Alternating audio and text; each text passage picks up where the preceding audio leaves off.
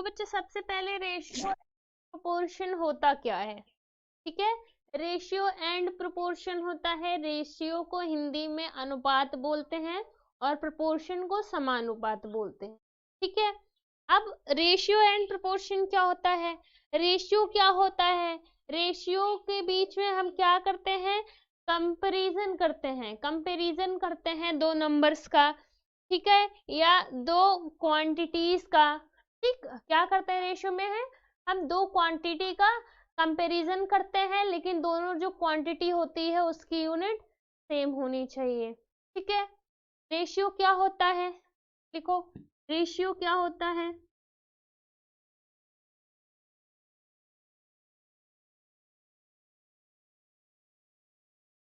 Ratio क्या होता है, रेशियो होता है comparison of two quantity with same unit, with same unit. और रेशियो को डिनोट कैसे करते हैं, ऐसे टू डॉट से, जिसे बोलते हैं इस टू, ठीक। ये क्या हो गया, हमारा रेशियो हो गया। मतलब रेशियो का मतलब क्या होता है, comparison of two quantities with same unit. Same unit का क्या मतलब हुआ कि हम रेशियो के अंदर दो क्वांटिटी को क्या करते हैं, कंपेयर करते हैं, पर उसकी यूनिट क्या होनी चाहिए, सेम होनी चाहिए। क्वांटिटी का मतलब है, अगर मैं अपना वेट कंपेयर कर रही हूँ तो मैं दूसरा जो क्वांटिटी लूंगी उसमें भी मैं क्या करूंगी, वेट ही लूंगी, तभी मैं कंपेयर कर सकती हूँ, ठीक है। अगर मैं किलो वेट को कंपेयर कर रही हूँ तो किसी चीज के वेट से ही कंपेयर कर सकती हूँ, ठीक। यूनिट सेम होनी चाहिए तभी हमारा रेशियो बनता है। और लेंथ की बात कर रही हूँ तो लेंथ का कंपैरिजन लेंथ से होगा और रुपया का कंपैरिजन रुपीज से होगा, ठीक। इस तरह से रेशियो होता है। और प्रोपोर्शन क्या होता है, प्रोपोर्शन क्या होता है, रेशियो क्या होता था, ratio comparison of two quantities होता था, है ना, comparison of two quantities with same unit. लेकिन जो हमारा क्या प्रोपोर्शन है वो क्या होता है, बताओ प्रोपोर्शन क्या होता है, प्रोपोर्शन हमारा कंपैरिजन ऑफ टू रेशियो होता है, ठीक है। मतलब प्रोपोर्शन के अंदर हम दो रेशियो की तुलना करते हैं आपस में, एक रेशियो है जिसमें हमने वेट वेट का क्या किया था, कंपैरिजन किया था, दूसरा भी हमारे पास रेशियो है, उसमें भी हमने सेम यूनिट वाले क्वांटिटी को कंपेयर किया था। और रेशियो प्रोपोर्शन के अंदर हम इन दोनों रेशियो का कंपैरिजन करते हैं, ठीक। मतलब ये क्या हो गया, कंपैरिजन ऑफ रेशियोज। और इसका से डिनोट कैसे करते हैं, से डिनोट करते हैं फोर डॉट से क्या पढ़ते हैं, से पढ़ते हैं प्रोपोर्शन टू, प्रोपोर्शन टू कहते हैं इस टू, ठीक। सपोज अगर मैंने क्या लिखा हुआ है, ए, फिर ये वाला सिंबल बनाया एंड बी, इसे हम पढ़ेंगे ए इज टू बी। इसे क्या पढ़ेंगे, इसमें ए, फिर ये वाला सिंबल बी, फिर हमारे प्रोपोर्शन का सिंबल आता है एंड देन सी। इसको कैसे पढ़ेंगे, इसको पढ़ेंगे A is to B is proportion to C is to. अच्छा, स्क्रीन ब्लर हो गई बेटा, आप देखो क्लियर हुई बच्चे, ठीक है। तो प्रोपोर्शन क्या हो गया हमारा, प्रोपोर्शन के अंदर हम क्या करते हैं, टू रेशियो का कंपैरिजन करते हैं, रेशियोज को क्या करते हैं, कंपेयर करते हैं, ठीक है।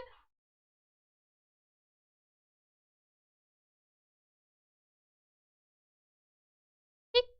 अब इसके अंदर देखो, जब हम रेशियो एंड प्रोपोर्शन पढ़ ही रहे हैं तो अगर जब क्या होता है, जो रेशियो होता है, ठीक है, मतलब जो क्वांटिटी होती है, तो दो क्वांटिटी होती है हमारे पास जिन्हें हम क्या करते हैं, कंपेयर करते हैं, उनकी यूनिट सेम होनी चाहिए, ठीक है। यूनिट क्या होनी चाहिए, सेम होनी चाहिए। और कह रहा है क्या कि जो हमारा रेशियो होता है जब वो फ्रैक्शन बनता है तो उसकी कोई भी यूनिट नहीं होती है। मतलब A/B लिखा है, अगर जब ये फ्रैक्शन होगा A/B, इसकी यूनिट नहीं होगी। यूनिट क्या होगी? नहीं होगी। ठीक, इसकी कोई भी यूनिट नहीं होती है। जब रेशियो फ्रैक्शन में होता है तो उसकी कोई यूनिट नहीं होती है। अब कह रहा है अगर रेशियो क्या होता है A/B, वो कभी चेंज नहीं होता है। ठीक है, जो रेशियो का टर्म होता है वो कभी भी चेंज नहीं होता है। आप सोच रहे होगे मैम रेशियो के टर्म चेंज होने का क्या मतलब होता है ना, कैसे मैं रेशियो का टर्म चेंज होने की बात कर रही हूँ। तो जो मैं रेशियो के टर्म का चेंज होने की बात कर रही हूँ, मतलब अगर हम रेशियो में लिख रहे हैं क्या A/B लिख रहे हैं तो इसका टर्म चेंज नहीं होगा का मतलब क्या है कि हम इसको B/A नहीं लिख सकते हैं। इसका मतलब इज नॉट इक्वल होता है। ठीक है, इसको इज नॉट इक्वल बोलते हैं, इट इज नॉट इक्वल। मतलब A/B डजंट इक्वल B/A। मतलब हम A/B को B/A नहीं लिख सकते हैं। ठीक है, क्यों? क्योंकि आप A/B को क्या लिख सकते हो? 1/B। तो क्या आप B/A लिख सकते हो? बिल्कुल नहीं लिख सकते हो। मतलब रेशियो की जो टर्म होता है वो चेंज नहीं होता है। एग्जाम्पल के लिए अगर आपको गिवन है 2:3, तो आप इसका रेशियो कैसे लिखोगे? 2/3। क्या आप 2/3 को 3/2 लिख सकते हो? नहीं लिख सकते हो। क्यों नहीं लिख सकते हो? क्योंकि अगर आपको फ्रैक्शन में पता होगा 3/2 का मतलब क्या है, कोई भी चीज 3 पार्ट्स है, मतलब कोई भी 3 थिंग्स है हमारे पास और हम उसको 2 पर्सन्स में डिवाइड कर दे रहे हैं। अगर हम इसको उल्टा कर दे रहे हैं 3/2 हो गया, इसका मतलब क्या हो गया? ऑब्जेक्ट हमारे पास 2 है, डिवाइड किसमें कर रहे हैं? 1 2 3 पर्सन्स के बीच में। समझ में आया? इसीलिए क्या होता है, जो हमारा टर्म ऑफ रेशियो होता है या रेशियो का जो भी टर्म होता है वो चेंज नहीं होता है। ठीक है बच्चे, समझ में आया? किसी को कोई डाउट? चलो, मतलब आगे मूव करें। वैसे आगे बताऊं मैं आपको दूसरा टॉपिक।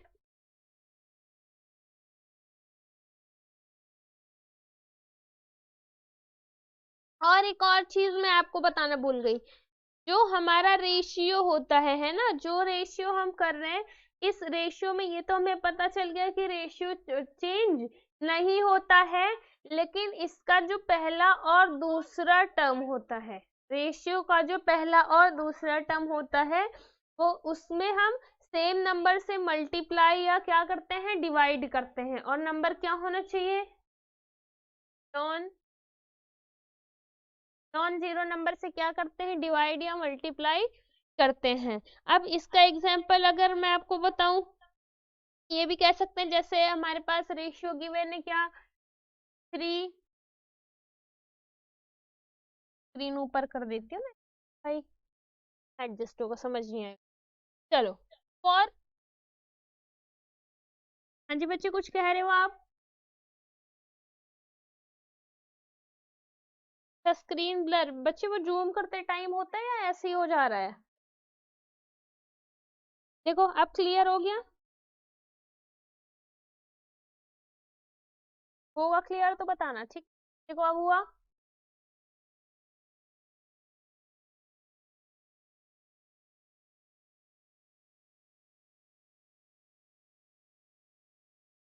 ठीक, अब देखो इसमें कहना क्या चाह रहा है कि जो हमारा क्या होता है, एग्जाम्पल के लिए रेशियो होता है, सपोज हमें रेशियो गिवन है 3:5, इसमें हम क्या करते हैं, इसमें जो रेशियो होता है वो चेंज नहीं होता है, पर इसमें क्या कर सकते हैं हम? नॉन जीरो नंबर से इसके दोनों नंबर में मल्टीप्लाई कर सकते हैं या डिवाइड। मतलब 3/5 हो गया, इसमें आप सेम नंबर से मल्टीप्लाई भी कर सकते हो, डिवाइड भी। अगर आप इसमें 4 से मल्टीप्लाई कर रहे हो तो इसमें भी 4 करोगे, तो दूसरा रेशियो 4 3 12 अपॉन 5 4 20। ठीक, ये आप कर सकते हो। ठीक है, किसी नॉन जीरो डिजिट से मल्टीप्लाई कर सकते हो, पर आप जिस नंबर से उसके न्यूमरेटर में मल्टीप्लाई करोगे उसी से डिनोमिनेटर में, मतलब जिस नंबर से उसके आप फर्स्ट वाले टर्म से मल्टीप्लाई करोगे, उसी नंबर से उसके सेकंड टर्म से मल्टीप्लाई करोगे। समझ में आया बच्चे? क्लियर हुआ सभी को? हाँ जी बेटा, बताओ क्लियर हो गया?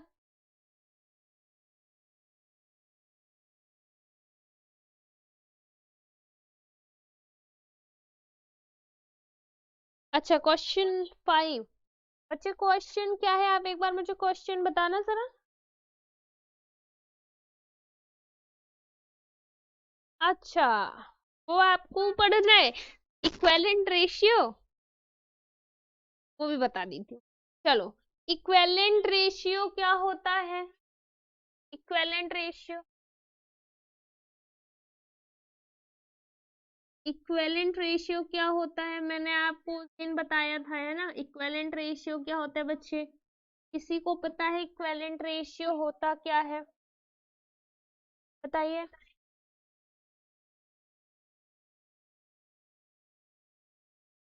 देखो, इक्विवेलेंट रेशियो क्या होता है?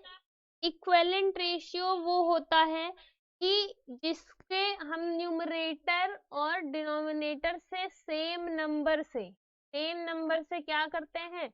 मल्टीप्लाई करते हैं, और मल्टीप्लाई कर सकते हैं, और क्या कर सकते हैं? डिवाइड कर सकते हैं। ठीक। अब इक्विवेलेंट रेशियो क्या होता है? इक्विवेलेंट रेशियो होता है बच्चे, इक्विवेलेंट रेशियो का मतलब होता है कि जब हम कोई भी रेशियो लिखते हैं, उस रेशियो का जब हम कंपैरिजन करते हैं, तो वो इक्विवेलेंट रेशियो तब होता है जब उन दोनों का जो सिंपलेस्ट फॉर्म आता है रेशियो का, वो क्या होता है? इक्वल। क्या होता है? इक्वल होता है। ठीक है। जैसे अगर मैं एग्जाम्पल लेके चल रही हूँ, एग्जाम्पल आप ले लो, हमें कंपेयर करना है और बताना है क्या? इक्विवेलेंट रेशियो बताना है ना? और हम एक नंबर लेके चल रहे हैं, क्या हमने ले लिया? 2:3 एंड 4:6। अब पूछ रहा है हमसे, क्या ये जो रेशियो गिवन है ये इक्विवेलेंट है कि नहीं? है, क्या पूछ रहा है? 2:3 एंड 4:6 इक्विवेलेंट है या नहीं है? ठीक, हमें इन दोनों रेशियो को बताना है कि क्या ये रेशियो इस रेशियो की इक्विवेलेंट है या नहीं है, या ये दूसरा वाला इक्विवेलेंट है या नहीं है। तो इक्विवेलेंट रेशियो क्या होता है, मैंने क्या बताया? जिसका सिंपलेस्ट फॉर्म ऑफ रेशियो क्या होता है? इक्वल होता है। सिंपलेस्ट फॉर्म मतलब सबसे छोटा फॉर्म, सबसे आखिरी वाला, मतलब उसको कट करके जो लास्ट में आता है, जिसके बाद जो हमारा वैल्यू जो होती है वो कटती नहीं है, वो क्या होता है? सिंपलेस्ट फॉर्म होता है, सबसे छोटी वैल्यू। तो इन दोनों रेशियो की अगर सबसे छोटी वाली वैल्यू इक्वल है, तो इसका मतलब ये कैसा रेशियो है? इक्विवेलेंट है। और नहीं है तो ये इक्विवेलेंट नहीं है। ठीक है। अब देखो, गिवन है हमें 2:2, 2:3, तो हम इसको क्या लिख सकते हैं? 2/3।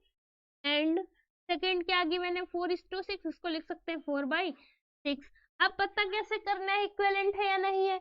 2 एंड 3 तो हमारा कैंसिल होगा नहीं, इसको कर लो 2 2 जा 4, 3 2 जा 6। ये क्या आ गया? 2/3। एंड ये भी क्या आ गया? 2/3। ये भी हमारा क्या है? ये भी हमारा 2/3 है। एंड ये भी हमारा क्या है? 2/3 है। दोनों हमारा 2/3 हो गया, मतलब रेशियो क्या है? इक्विवेलेंट है। किस तरह का रेशियो है? इक्विवेलेंट। इसका सिंपलेस्ट फॉर्म, या जो सबसे छोटी वैल्यू है, जो सबसे छोटा रेशियो है, ठीक है, या छोटी वैल्यू रेशियो की सेम है, तो ये क्या है? इक्विवेलेंट है। समझ में आया? हाँ जी बच्चे, किसी को कोई डाउट?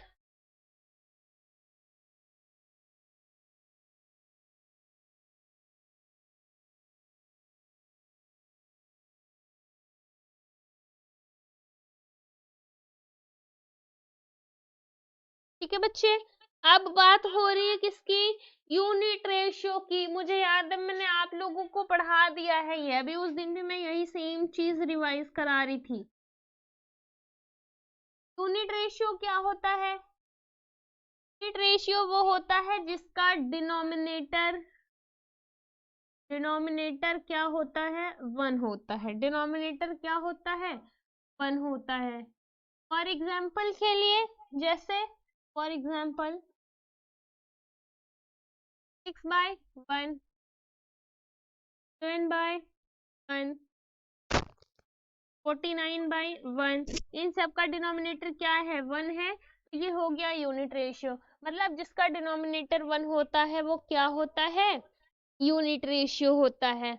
और ratio in its simplest form, ratio in its simplest form का मतलब होता है रेशियो उसके सबसे सिंपलेस्ट फॉर्म में, सबसे साधारण फॉर्म में, सबसे छोटे फॉर्म में।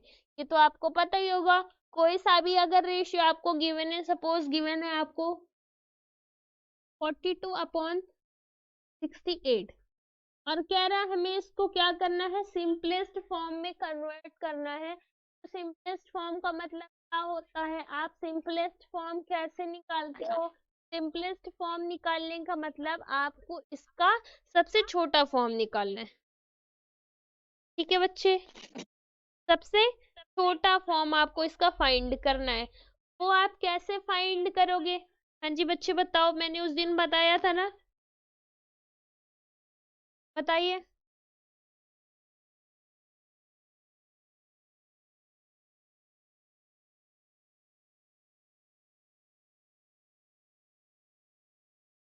Six, six.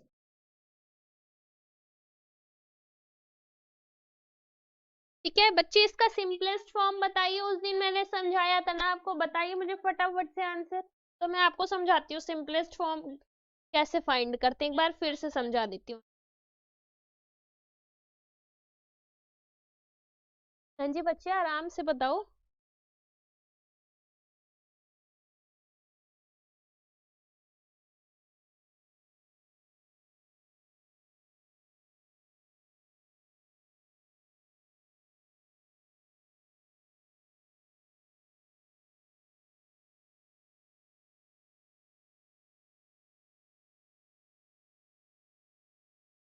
21/34।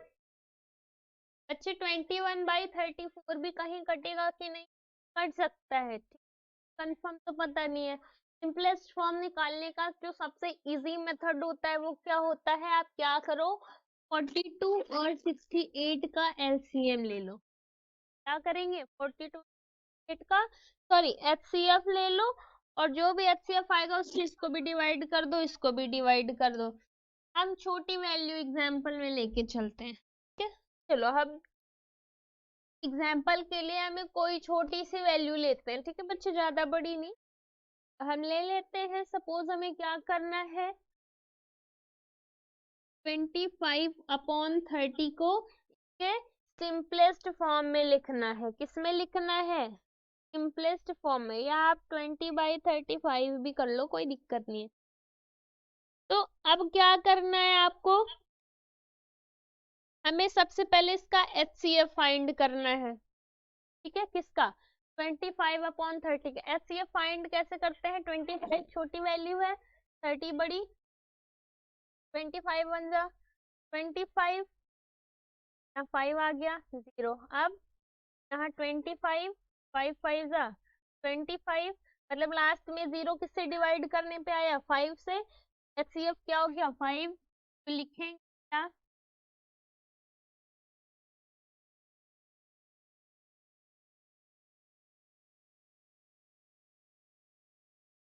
लिखेंगे एचसीएफ ऑफ 25 एंड 30 टिल 5। मतलब 25 और 30 का एचसीएफ क्या होगा? 5 होगा। अब इसी से न्यूमरेटर और डिनोमिनेटर दोनों को क्या कर दो? डिवाइड। मतलब 25/30 इज इक्वल टू 25/30, इसको भी 5 से डिवाइड कर देंगे। जो भी एचसीएफ आता है हमारा उसी से न्यूमरेटर एंड डिनोमिनेटर को डिवाइड कर देते हैं, ठीक है? एचसीएफ जो भी आएगा उसी से न्यूमरेटर को भी डिवाइड करेंगे बच्चे, उसी से डिनोमिनेटर को। 25 को 5 से डिवाइड करेंगे, क्या आएगा? 5 आएगा, और 30 को करेंगे तो 6 आएगा। ठीक, तो 5/6 क्या है? Is the best form of the 25 30, 25:30, ठीक। मतलब जो 5/6 क्या है, सिंपलेस्ट फॉर्म है किसका, 25/30 का। या आप इसको कैसे कर सकते हो, ऐसे 25/30 का सिंपलेस्ट फॉर्म निकाल लें। चलो निकाल लेते हैं, है ना। 3 से डिवाइड करो, 25 3 से डिवाइड होगा, नहीं होगा। 5 से को 5 5 जो 25, 5 जो 30, क्या आ गया 5/6।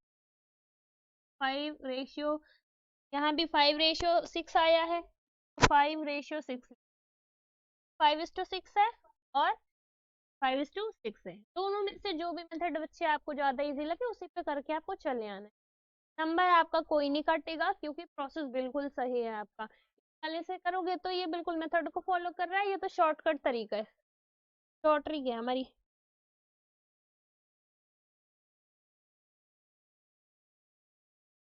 ठीक है बच्चे। अब आप मुझसे पूछ रहे थे क्या कि इक्विवेलेंट फ्रैक्शन कैसे फाइंड करते हैं, है ना बच्चे, प्रयागराज यही पूछ रहे थे आप कि मैम इक्विवेलेंट रेशियो कैसे फाइंड करें। ठीक है, कैसे निकालेंगे इक्विवेलेंट रेशियो। कोई हमें रेशियो दे रहा है और कह रहा है कि आप इसके थ्री इक्विवेलेंट रेशियो फाइंड करो, तो कैसे फाइंड करेंगे। यही नहीं समझ आ रहा है आपको। तो देखो, सपोज आपको क्वेश्चन गिवन है, कह रहा है फाइंड फोर इक्विवेलेंट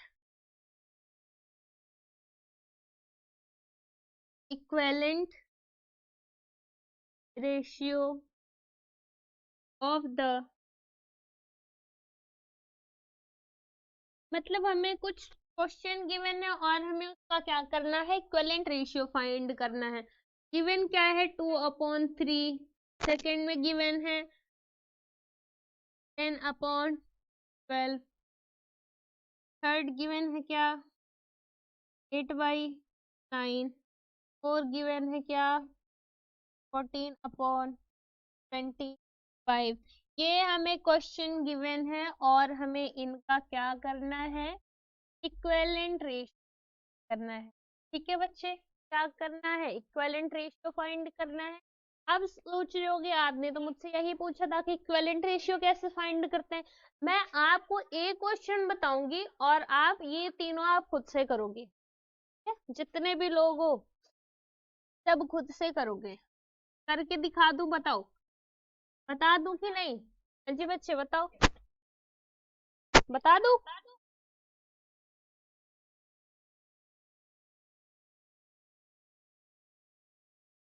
अच्छा, ग्रुप पे भेजा है आपने, तो को बच्चे देख रही हूँ मैं, ठीक है।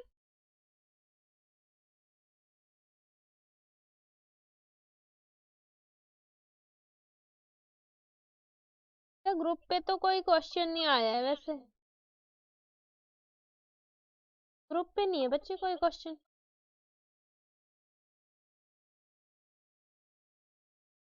आप मुझे पर्सनली क्वेश्चन शेयर कर देना, ठीक है बेटा, कि अब इस पे तो कोई क्वेश्चन आया है नहीं। ग्रुप पे देख रही हूँ मैं,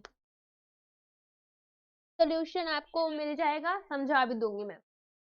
चलो, क्योंकि अभी ग्रुप पे आपका कोई भी मैसेज मुझे दिख नहीं रहा है बच्चे, इसलिए मैं कैसे बताऊँ, आप बताओ। क्वेश्चन गिवन है 2/3 और हमें इसके क्या करने हैं, 4 इक्विवेलेंट रेशियो फाइंड करना है। इक्विवेलेंट रेशियो फाइंड कैसे करते हैं, आप क्या करो, एक डिजिट लो, उसी से न्यूमरेटर में भी मल्टीप्लाई कर दो, उसी से डिनोमिनेटर में भी मल्टीप्लाई कर दो। ठीक है, डिजिट कैसे लेनी है, सपोज हमने क्या ले लिया, 3 ले लिया। क्या लिया है, 3।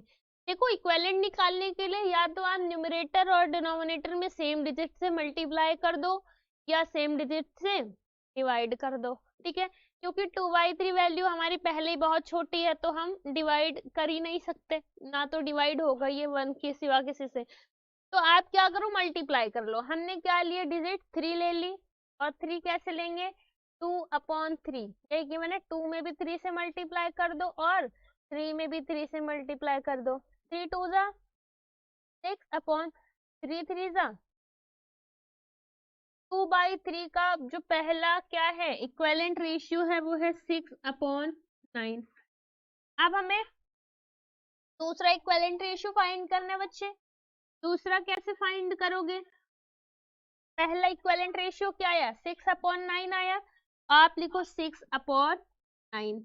2/3 में किससे मल्टीप्लाई किए थे 3 से, तो इसमें भी ऐसे 3 से मल्टीप्लाई कर दो। 6 इंटू 3/9 इंटू 3, 6 3 जा 18/9 3 जा 27, मतलब थर्ड इक्विवेलेंट रेशियो क्या हो गया 18/27।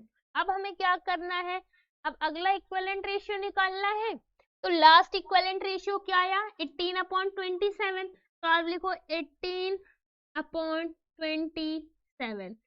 ठीक, आप किससे मल्टीप्लाई करते आ रहे हो 3 से ना, तो इसमें भी 3 से मल्टीप्लाई कर दो, क्या आ जाएगा 8 3 जा 54, 27 3 जा 81, मतलब नेक्स्ट हमारा इक्विवेलेंट रेशियो आ गया 54/81। ठीक है बच्चे, और हमें फाइंड कितना करना है 4 फाइंड करना है, ये गिवन था हमने फाइंड किया 1 2 3। एक और कैसे फाइंड करेंगे? हाँ जी बच्चे बता दो फटाफट से, और कैसे फाइंड करेंगे? दोनों में 3 से मल्टीप्लाई कर देंगे, मतलब एक ही वैल्यू हमें लेनी है, उसे से न्यूमरेटर और डिनोमिनेटर में मल्टीप्लाई करते जाना है, और इतनी बार मल्टीप्लाई करके वैल्यू निकालना है जब तक उतने नंबर का हम रेशियो निकाल नहीं लेते जितना हमसे क्वेश्चन में कह रहा है। ठीक है, अब 54 मल्टीप्लाई 3 करेंगे, 54 3 करेंगे बच्चे। ठीक है, ये क्या आएगा हमारा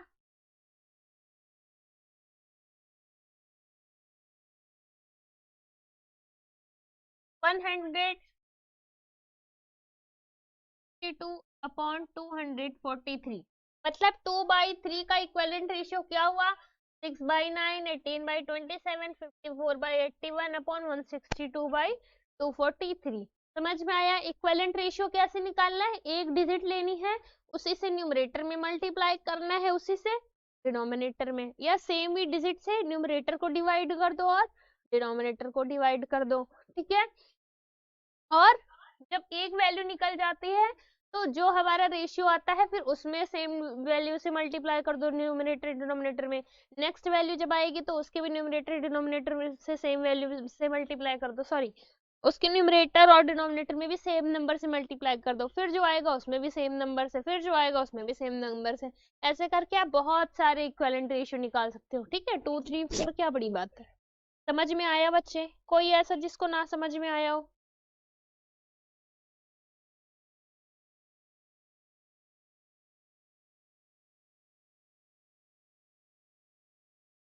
कि बच्चे कोई ऐसा जिसको नहीं समझ में आया?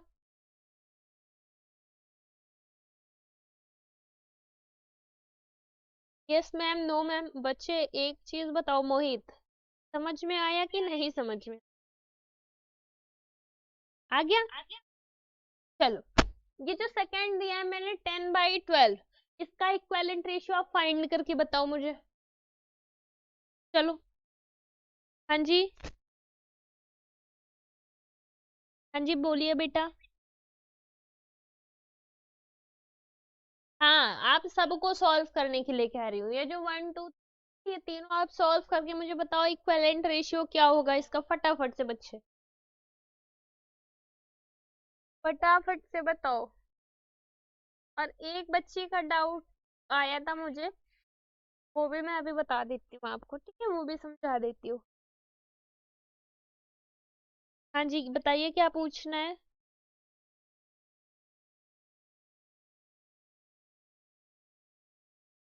10 लिखा है तो आपको मल्टीप्लाई किस चीज से करना है, आप किसी से भी मल्टीप्लाई करो, बस उसी से 10 में भी मल्टीप्लाई कर देना, उसी से 12 में भी। ठीक, किसी से भी मल्टीप्लाई करो, वो आपको नहीं, वो आप चाहे जिससे भी मल्टीप्लाई करो, बस न्यूमरेटर डिनोमिनेटर दोनों में उसी से मल्टीप्लाई करना है, और जो आता जाएगा उसमें भी उसी नंबर से मल्टीप्लाई करते जाना है। ठीक है बच्चे? ठीक है,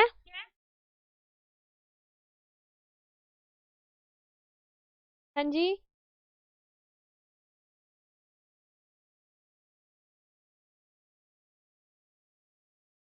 बेटा क्वेश्चन आप बताओ, क्वेश्चन क्या है, मैं आपको समझा देती हूँ।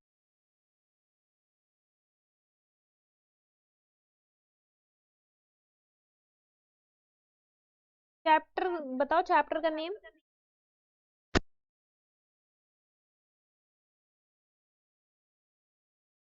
बच्चे क्या चैप्टर है, चैप्टर का नेम बताओ आप मुझे।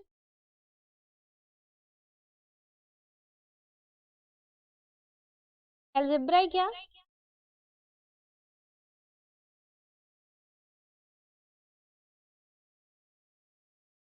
बच्चे अलजेब्रा है। चैप्टर का नेम बता दो आप मुझे, फिर एक क्वेश्चन बता दो।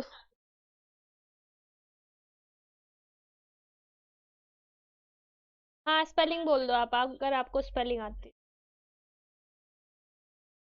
हम्म। ई ई पी आर ए है वो बच्चे, वो एल्जेब्रा बोलते हैं, ठीक है। जेब्रा बोल, ठीक है। क्वेश्चन क्या है? ठीक है, वेरी गुड, निकाल लिया।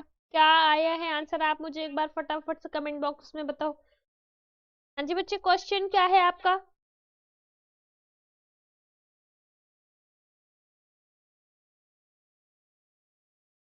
3b-4l=11, और इसमें करना क्या है?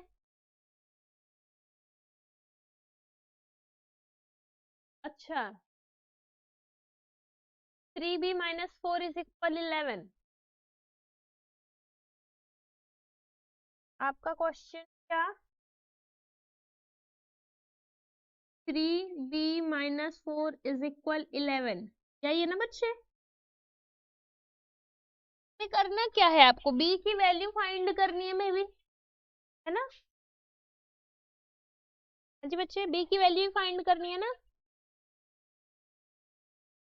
b की वैल्यू बच्चे इसमें क्या समझना है, देखो आपको 3b गिवन है, ठीक है। b क्या होता है? वेरिएबल है, वेरिएबल की वैल्यू फिक्स नहीं होती है। इधर क्या करो, 11 एज इट इज लिख दो, और इधर निगेटिव है ना। जब कोई भी चीज हम दूसरे साइड ले जाते हैं तो उसका साइन बदल जाता है। ये निगेटिव है तो इधर आ जाएगा तो पॉजिटिव, मतलब 11+4। यहाँ लिखो 3b=11+4 करेंगे क्या आएगा, 15। और b=15। 3 यहाँ किस में है, मल्टीप्लाई में है ना।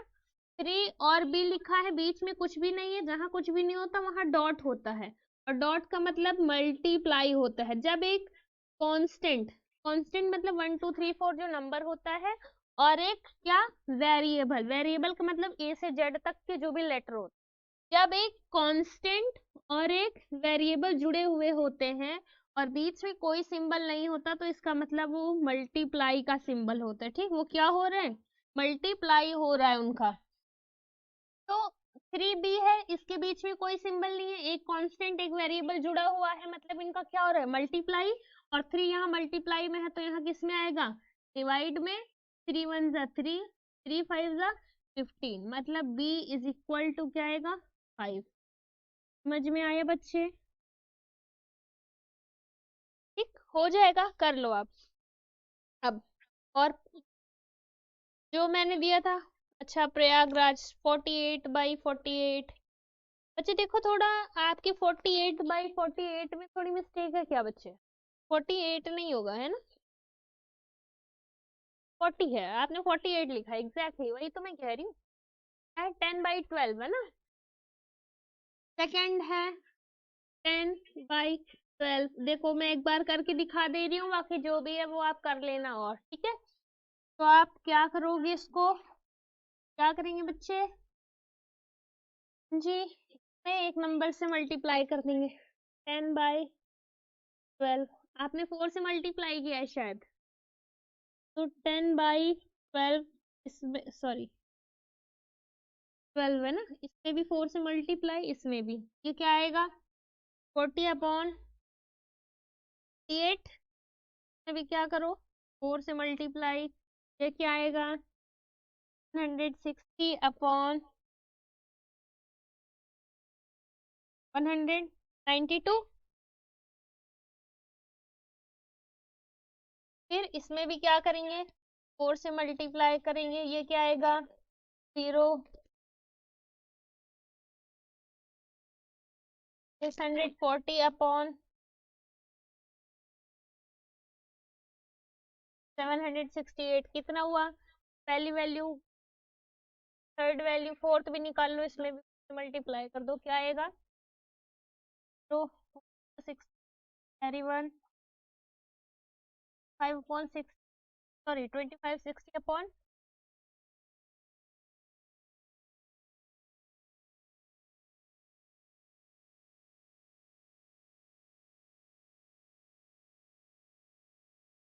1072। चलो एक बार 4 से मल्टीप्लाई किया तो 40 अपॉन 40 है, 4 से किया तो क्या आ गया,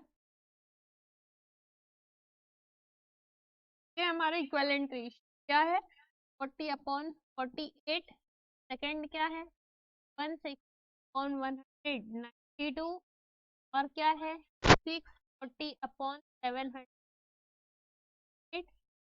है 25 बच्चे। बाकी जो क्वेश्चन है वो आप कर लेना, इस चैप्टर के बाकी क्वेश्चन आप सॉल्व कर लेना बच्चे, ठीक है। रेशियो चैप्टर आपका क्या हो गया, रेशियो एंड प्रपोर्शन ना, क्या आपके रेशियो एंड प्रपोर्शन के अंदर रेशियो क्या हो गया, कंप्लीट हो गया। नेक्स्ट क्लास में क्या पढ़ेंगे, पोर्शन। क्या रेशियो के सारे क्वेश्चन सॉल्व करना, सारे टॉपिक मैंने समझा दिए हैं। कोई भी डाउट होगा बच्चे आप मुझसे, आप या तो व्हाट्सएप कर दिया करो ना, आपको नहीं समझ में आता है तो आप मुझे शेयर कर दिया करो, मैं बता दिया करूंगी, नहीं तो आप क्लासेस में भी पूछ सकते हो, ठीक, कोई इश्यू नहीं है, ठीक है बच्चे।